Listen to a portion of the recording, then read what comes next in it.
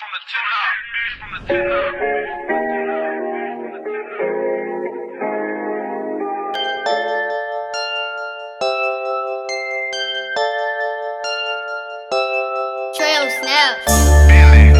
me put my key in your ignition. It's about to go down. We're doing all positions. Whipped cream handcuffs. I'ma make your toes curl. It's Mannie, Bentley, baby. Let me rock your world. What up, flex? Got that slow motion potion. The way she moving that body, she flowing like she the ocean. Pretty brown skin, cute face, thick thighs. Oh my, really got a brother contemplating suicide. What? Let me stop playing. Pipe, I'm laying. About to go deep. Get on your knees and start praying. You ain't got no need to worry. Shot, I'ma feel your every need. Just grab my hand, baby, and follow my lead. This is how it goes when you with the real. Live here at X-Flame Bar and Grill, 2820 North Water Street. I'm down here with my boy, Jerry Moore, running the podcast. Yes. Welcome to another episode of Run It the Podcast. We're here again with X-Flame Ambassador, CEO / artist, club owner, tow truck driver. I'm a real Jamaican. Number one hooker in Mississippi, my dog, Mannie Bentley. What's good, man? What's that? Man, good to have you back on the episode of Run the Podcast. Yeah, report live from X-Flame's Bar and Groove. X-Flame Bar and Groove. North Water Street. Y'all come out, man, and support. We doing this thing. We open every day. We in this motherfucker. That's what's up, man. Shout out to X-Flame, Mannie Bentley, man. X-Flame Bar and Grill. Y'all come out, support. You know, buy your cold, man. One of the best environment that I've been in, man. Great club, great atmosphere. So y'all come support my boy Mannie Club, man. It's a great spot, man. Come out, bring your ladies, have a good time, karaoke night. Bring your side piece. It don't matter. It don't matter. Whatever we do, bring your big girl. We don't even matter. Hey, I like them big too. So you know, that's what's up, man. So what you been up to since the last time we ran it, man? Man, it's been a lot going on since the last time we did the podcast. I had reconstructive knee surgery. 3 weeks after that, I lost my mother. It's been a trip. A trip, to say the least. It's been a trip. Yeah, it definitely have been a trip. So when you went through that reconstructive knee surgery, how did that take a toll on you, man?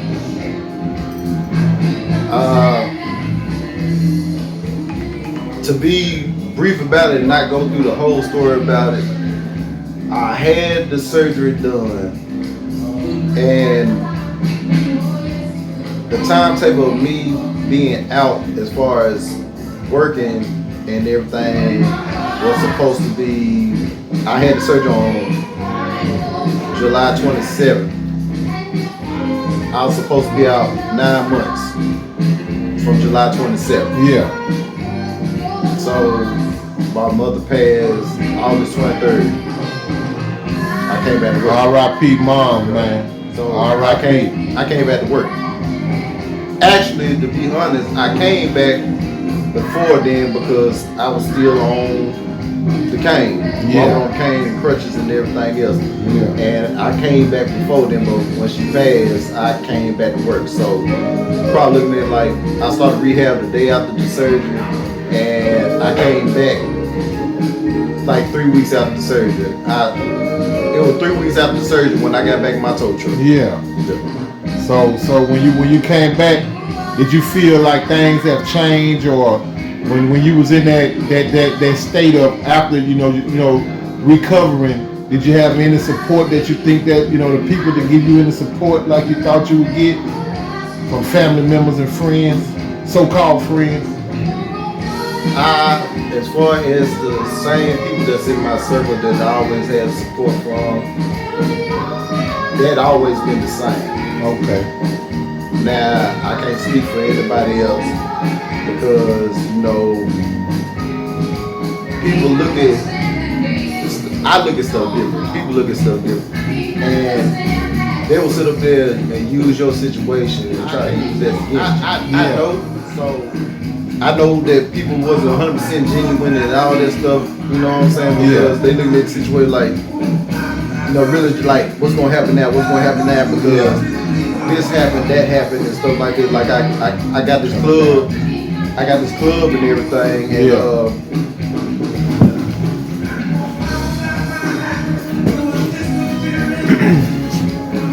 I got the club and everything, and they looking at it like, no, I got this from my mom. She run this and stuff like that. So they're like, well, what's gonna happen now? Because now it's me footing everything. Yeah. It's a small thing to a giant. I'm built for this. I can tell you, just like my cousin Flex would say, shout out to Flex and everything, man. I'm alright. Yeah. I'm good. You know what I'm saying? I'm gonna keep handling business as usual. Yeah. Regardless of the circumstance, I'm gonna keep handling business as I need to handle business. Yeah. So that aspect has not changed At all. Now the toll that it takes on me, that's a whole nother story. I'd rather not get into it because if I get into it, Don't get emotional. that and I feel like I'll make myself vulnerable, so I'd rather not get into it. But as far as the business aspect and everything, it's still as usual. Yeah. You know, regardless of how I feel, how I am mentally, how I am physically, it's still business. Yeah, as usual. At the end of the day, just like if she was here, it's still business because, like I said, this is the connection that I had to her. This is the only connection that I still have with her. Is this spot here. Yeah.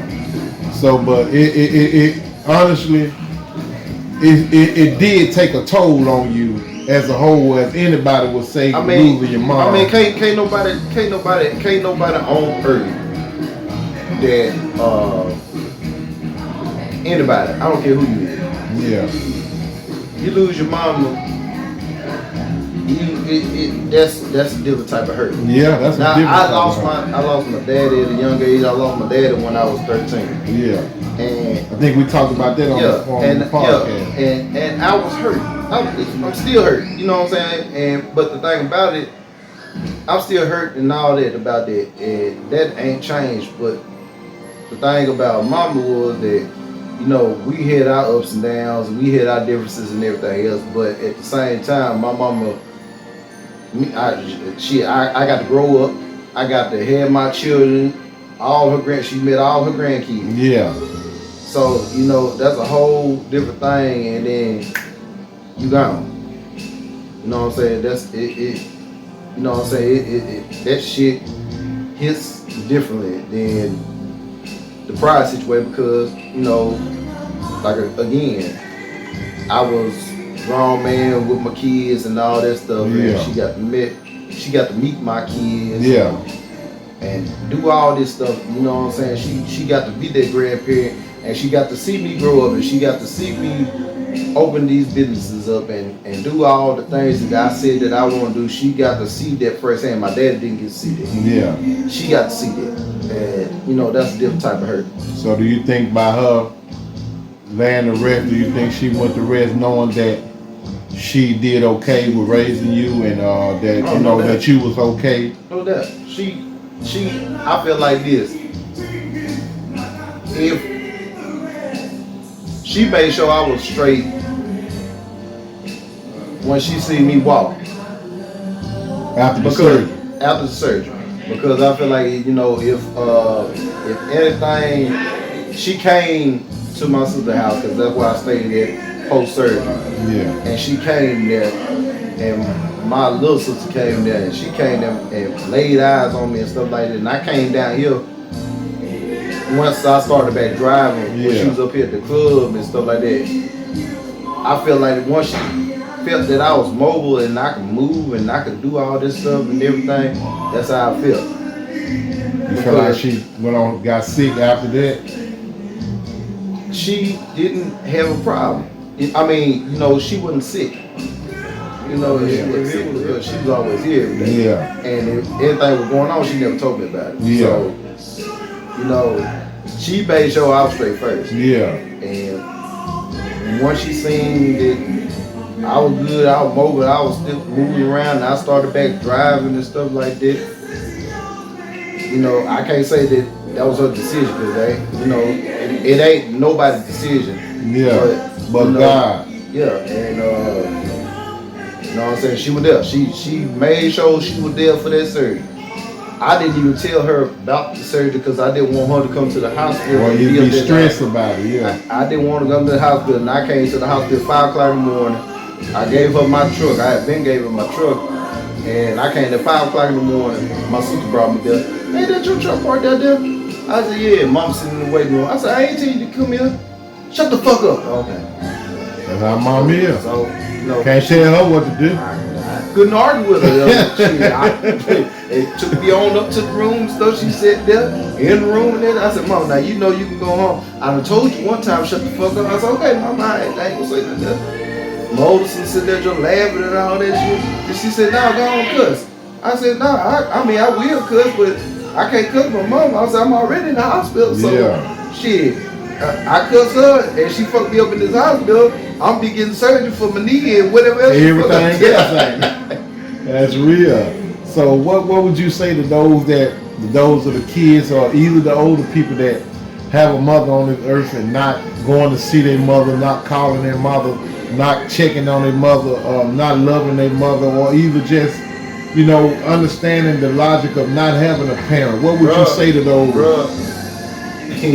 I done said it on my page to anybody. I don't care what type of relationship that you got with your mother. Your mother's still living and she's still here. I don't care what y'all going through. You get one mom. You better go see about it. You better go talk to her. You better go bury the hatchet. I don't care if she was in the wrong at the end of the day.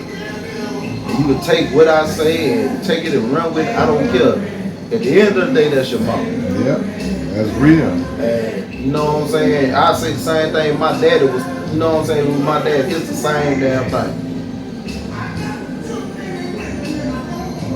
When I say it was a blow to me, it was a blow. It was something I can't say that you can prepare for or whatever like that because I mean if you have a parent or something that was on hospice and you kind of knew that the end was coming, it'll be different. Yeah. But when it is sudden and it wasn't nothing going on like sudden, like she was healthy. Like I talked to her that morning. I was here. She seen me in Travis first, and then I came here and I had some work done here, and I talked to her, and she said, "Well, I'll be on." I said, "Okay, cool." I'm sitting up here waiting on her. Cause she usually come in about 4:30. I was sitting up here waiting, and she didn't show, so I called, phone rang, and I said, "Okay, well, shit, I'll wait. She'll call me back. She might have went to sleep or something." It's about 5:30 at the time now. I'm like, shit, she ain't answer the damn phone. Well, nobody here, so let me lock up and go see what the fuck going on. So, locked up, went to the house, truck at the house, and get there and everything else and stuff. I knock on the door first. Got a key to the house, I just knock on the door. You know, for respect reasons and shit. And, she ain't never come to the door, so I sat out there about 10 minutes, still called the phone again. I didn't hear the phone ring, so I never went in the house. So I said, well, shit, she might have went around the street because she stayed in the Bible. She might have went around the street up under the tree where everybody be hanging there because she goes there too. Yeah. And she walk up there and walk back to the house. So I was like, I ain't hit the phone ring. I was like, well, shit, she might not be in the house. So sit there about 15 minutes, like she still ain't out the phone, ain't said nothing. So, you know, going on in the house and, you know, shit, that's where she was in the kitchen. And oh, you found? Yeah. Yep. I didn't know that, bro. Yep. I found it, and like I said, when I found it, because she was so light and everything else, you know, when I found her, you know, I knew that she was gone, that she'd been there for a while because her skin color and stuff and start trying she been there too long. And it wasn't shit I could do. You know what I'm saying? So I just called 911. They came, going to come do their thing they did. Well, what it was. Yeah. Man, I ain't lying. That's a story that, you know, no man or woman want to go through or want to hear, you know. Right. But we all got to take that ride one day. Right, you know. Sometimes I sit back and think about, you know, when we do ride, you know, how with our kids, or, you know, nowadays kids pass before their parents. I'm gonna be real. But the thing, I had a conversation with somebody earlier today. We talk about, man, we were talking about the kids nowadays, man. These kids nowadays is different from us back then. Yeah. You know what I'm saying? And I'm talking about now. I ain't gonna say they're different. I'm gonna say that they're not disciplined. Yeah. Because now you got mom and daddy want to be your friend, or daddy ain't there. You know, it's all that shit. So, you know, mama want to be the kid friend and all that damn shit. Then when you try to go and discipline the child, and the child look at you crazy and shit, because now you saying so, oh, what you mean, and yada yada yada. And last night we were right there, bitch this, bitch. You know, I got 10 children. I'm not there. You got 10 kids. I got 10 kids. Come on, we ain't gonna fly past that like that's something simple. We not gonna fly past that like it's something. 10 kids? Yeah, I got 10 kids. Are they all by the same No, woman? they're not. All 10 by different women? Not all 10 by different. They in groups, and some of them single and stuff like that. We can get to that next time. How you get to the point where you got 10 kids? Do I you got 10 wear kids. protection at all? That's what I want to know. Yeah, protection. But yeah, I got, yeah. How old are you? I'm 38 And with 10 kids. with 10 kids. My oldest child is 23. Man. My youngest child is 5. And you still dropping it. Stay off the drink, man. Stay off the drink, man. Cause you don't do nothing else but drink. You don't do no kind of drugs or anything. So, nah. man, God is good. All the time. 10 kids, how do you feel about being a dad to 10? The same way I feel if I was the dad of the one. Yeah. You know what I'm saying? All 10 of them, they all know each other. They all be around each other. I keep them around each other. Yeah. All the mamas, they talk amongst themselves and everything. And, you know, because I sit down with them before when we talked about this shit. You know, hey, I don't care if you hate me. You know what I'm saying? At the end of the day, what's done is done. We got these children together. Children here. Everything happened to me, I want these kids. You ain't gotta like me, period. You ain't gotta like me. Talk about me, I'm a dog ass motherfucker. You can say all that motherfucking shit. But at the end of the day, these are sisters and brothers. They need to know each other. Yeah. You know what I'm saying? And y'all ain't gotta like each other. But do it for the kids' sake. Right. You know what I'm saying? Do that and shit like that. And that's all the fuck I want. I mean, shit, I know. Y'all probably want to kill me, but I mean, it is what it is. I mean, it's done. You know what I'm saying? So, yeah, I jumped off the porch Early. So you've been driving tow trucks also since 2012. 2012? Mm-hmm. What made you get into driving those? Everything that I do, anybody that follow me, everything that I do, I already been in it. I've been exposed and I've been in it already. So I had my cousin Kenny Page. They used to drive records and stuff like that.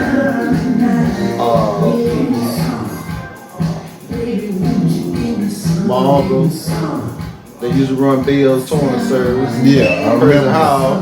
I remember that. That's how I ended up at Bell's because Did you used to do the ice too? No, I didn't. Now my brother worked at the ice company, but my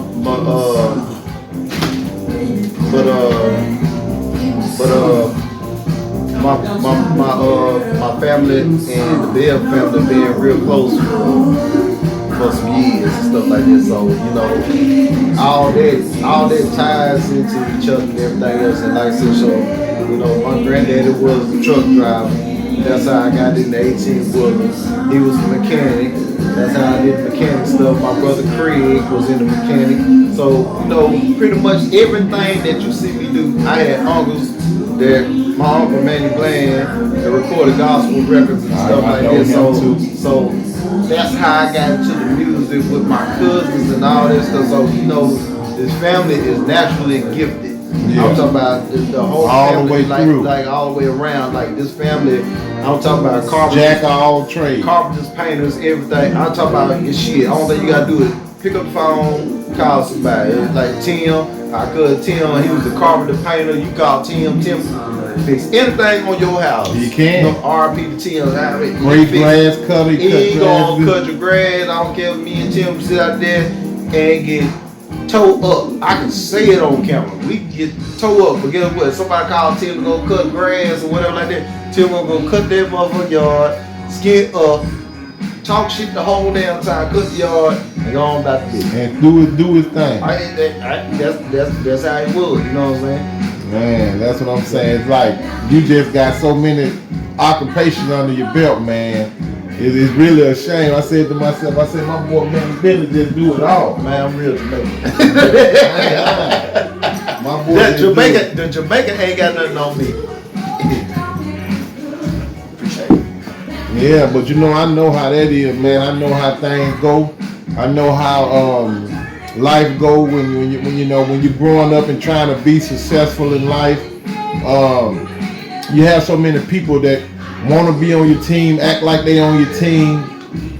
When they see things going, they jump on the bandwagon. Right. So you done had so many people that have been in and out your circle. What would you say about your friends that's in your circle now, or to the people that used to be around?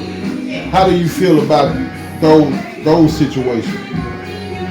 The people that still connected with me, all that is genuine. Yeah. Like I said, I had friends, I had family members and everything that, if we can go back in time to 20 years ago, to how I used to be 20 years ago to now, I got the same friends and family 20 years ago that had that mindset 20 years ago, they still got that mindset now. Yeah.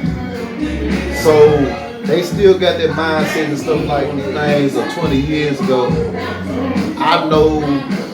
I knew that in order for me to keep going forward or to elevate, I got to cut off dead weight. Yeah. And I helped them. I helped a lot of people, that's just me. And I try to help a lot of people. I try to put a lot of people on. I tried that and it didn't work, but I still sit up there trying to help them, try to help them live with me, do all this stuff. And they still stuck in 2005.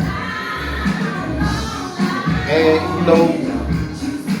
it is what it is. I mean, I still love them and stuff like that. I don't hate nobody. I ain't hold no grudge against nobody. But it's just the fact that I know what I wanted to do and what I'm trying to get to.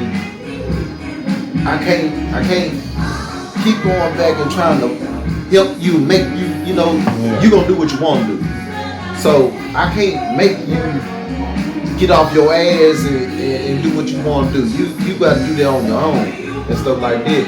But then when you cut the dead weight off and all that, and you hear all these stories and motherfucker mad and all this shit, it comes with territory. Yeah, what it is. Yeah, it comes with territory. I learned it bothered me at first because how I am, but once I just sit and just realize to my damn self, I don't give a fuck. It don't bother. I still love y'all. Y'all know who I'm talking about, and I still love y'all, but it is what it is. Fuck you. Right. So being a boss man, a CEO, being a self-employed, your own worker, and by you being self-employed and having your own business, it's hard being, having your own business, carrying stuff on. You work late nights. You don't have a set hour. How would you encourage the next person that's going through the same thing that you're going through, being a businessman, running your own business? Sometimes ends don't meet, sometimes they do. What would you say to encourage the next person that's going through it? I said like this, first of all, I'm running 5 businesses by myself. Not saying that in no type of way bragging on the shit. Yeah. But just saying that I'm running 5 businesses by myself versus the person that runs one business and stuff. And every day not gonna be a payday. That's just perking. I mean, unless you're off with money and stuff like that, and you got a whole lot of money put up.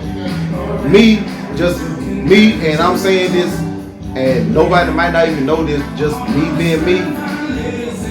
I funded everything myself. Everything that I did with my own money. It's not that I sit up here and went, got this long, got that long, got this long, got that long, and did all this stuff and everything. I funded everything. Everything that you see that got X-Planes attached to it, I funded with my own money. That's just period. And like I said, shit be hell. Just be honest. Yeah. Much money I spend to keep everything going every month, it is hell. But at the same time, I'm too invested to say fuck it. And I'm not the type of person to give a fuck up. Yeah. And that goes and that retracts back to my music and stuff like that. Like, I had a project, I'm still working on that project and not stop because of everything that happened. But I'm going back to work on my project and all that stuff because music is my love. Yeah. I still love my music. First your first love, you said that's my first love, and I still love my music. And I don't give a damn if it don't be until this time next year or the year after that. I'm still gonna finish this motherfucker. Yeah. But my plan is to finish that this year. I gotta finish that motherfucker this year. I ain't got no choice now to hold up to it. Bye, baby. All right, baby. Love you. Y'all be careful. We reported live from X-Planes, so I'm working and interviewing and everything at the same time. See, that's what we call an independent grind or independent hustle. It's the same thing of what we were just discussing on. So when your music, when you write your music, now that you've had a lot you've been through a lot. You got a lot to write about right now at this moment, so I know the project's gonna be so different. Right. When you get to write and finishing it on up, because you've been through, like you say, the passing of your mom, your surgery, all kind of different emotions. You've been through those in the last year and a half to 2 years. So, with that being said, when you write your music, the next project should be, more advanced than some of the other music that a lot of people dropping with no kind of concept. The killer music, the murder music. The thing that always been about me was, and I'm gonna speak on me, I ain't gonna speak on Flex or the group, which is basically the same thing. But the thing that always been about me was that I never had to wear a mask. Everything that I ever spit, everything that I ever put out was me. Authentically you. 100%. This ain't no fake thing, this ain't no facade, this ain't none of that. Everything that I did It's always been me. It's always been authentic. That's why I tell people, you know, when I come back after a while and stuff like that, and it's easy for me to come back and do this is because I never had to wear a mask. When I came into this stuff, into this music, I was me. When nobody fuck with me, I was me. When they wanted me to change my style to make people fuck with me, I remained myself. Yeah. You know what I'm saying? And like I was telling this guy back then, when I was recording over there in Jackson, oh man, if you ain't talking about dope, money, pills, sex, and all this shit, you ain't gonna sell. Okay, well, motherfucker, if I sit up here and talk about that shit and I know that's not me, who's benefiting off this motherfucker? Cause now, goddamn it, if that shit sell and I blow the fuck up, I'm not gonna be happy with myself because I'm selling motherfucking false profit. Right. So, if I can't be myself, if I can't walk out this motherfucker and be myself, the shit talking motherfucker that I be every day, everywhere that I go, if I cannot be that person and make music as that person, I don't need to do it. That's just how I am. I mean, you know, shit. I don't give a damn if I put this album on Apple and everything else, and that bitch get one motherfucking stream, I would not give a fuck. I know at the end of the motherfucking day, I was me. Right. At the end of the day. So relationship status. What do you think about the days of the dating that's going on in today's world? I don't know. It's so much wishy-washy stuff going on. I mean, well, I'll say this shit.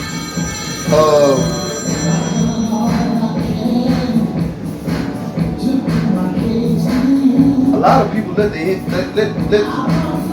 internet influence them. I mean, if social media don't say this, then you should not do it.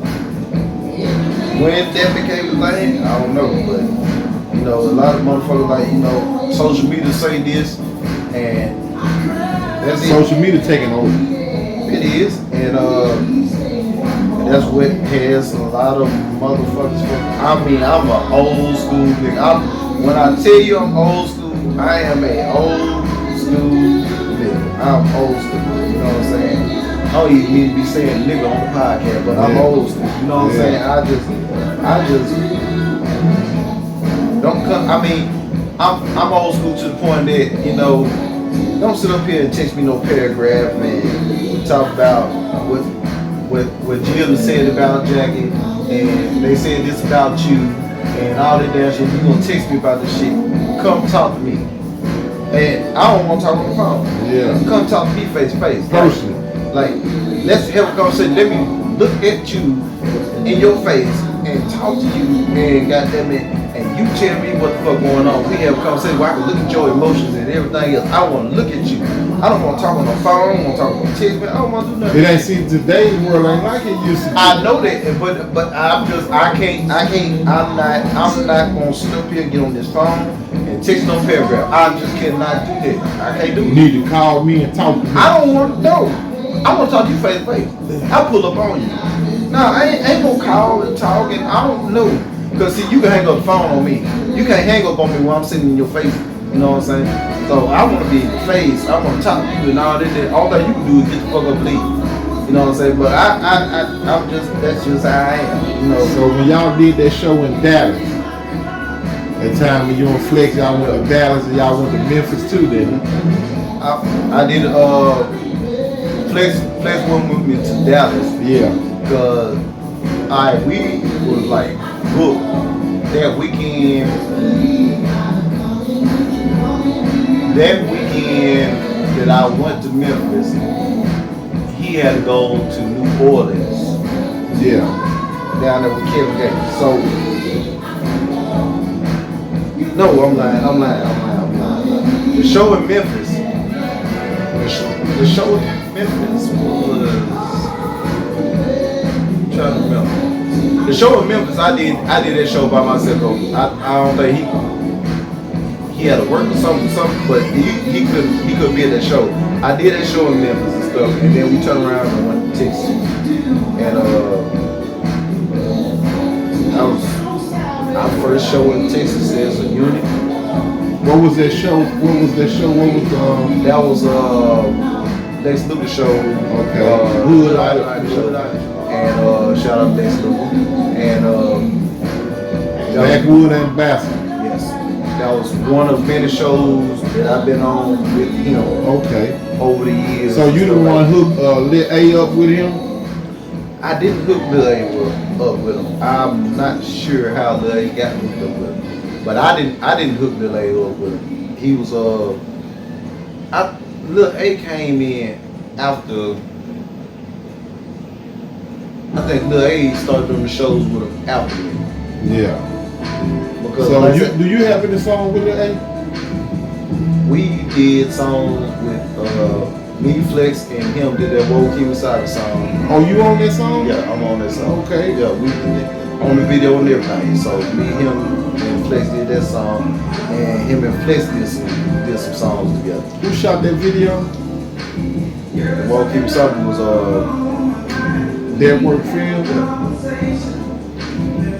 They're drinking. Yeah. But yeah. Shout out to Devin Shaker.